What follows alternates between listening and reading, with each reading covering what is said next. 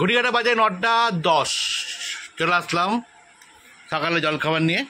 জলখাবারে আজকে আছে মুড়ি, আছে মুড়ি চানাচুর, চা, আর কালকে ছেলের সব দই মিষ্টি ও খেয়ে নেবে, আর আছে বিস্কুট। আর দিদিভাই একটু নোকের কি করছে, কিছু করছে না, নখ নেই দিদিভাই, নখ নেই।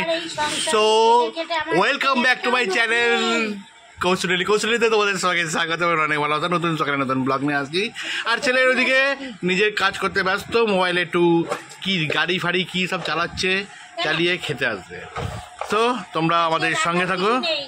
রান্না কিছু নেই, দিদিভাই বলে দিল আজকে আমরা না খেয়ে থাকবো। দিদিভাই তারা রাতে না খেয়ে থাকবে? ডাল আছে, আর ভাজা আছে, বাস এক পিস মাছ আছে ঝাল, ওর আর আমার হয়ে যাবে। তাহলে আবার কি, তোমার মাংসটা আছে তুমি নিয়ে চলে যাবে, ব্যাস ব্যাস তাহলে হয়ে গেল। রাতে চিন্তা করো, রাতে চিন্তা করবে, রাত্রিবেলা হচ্ছে আপাতত এটা খেয়ে পাচ্ছি। ওকে বস, ওকে বস, ওকে বস। পুজো কমপ্লিট হয়ে গেছে, এখানে সব প্রসাদ দিয়ে দিয়েছি, একটু পরে আমি তুলবো। আর আমার ছেলে দেখো কি অবস্থা, কি করলি রে? এখানে সব নিয়ে বাবু, ঘড়ির কাঁটায় বাজে 2:35 আর খেতে বসে গেলাম। দেখো খাবারে কি কি নিয়েছি, আর তাড়াতাড়ি করে তো পুজোটা দিয়ে নিলাম। আর ছেলের একটা বদমাশি তোমাদের আমি সাথে শেয়ার করব। কম্পিউটার ওইটা কি রে, কম্পিউটার এটা কি খুলেছিস? সাইকেলের মধ্যে লাগিয়েছে, সেটা তোমাদের দেখাবো, তোমরা দেখে বলো। 15 বছরে পড়লো, তাও বদমাশি কমছে না।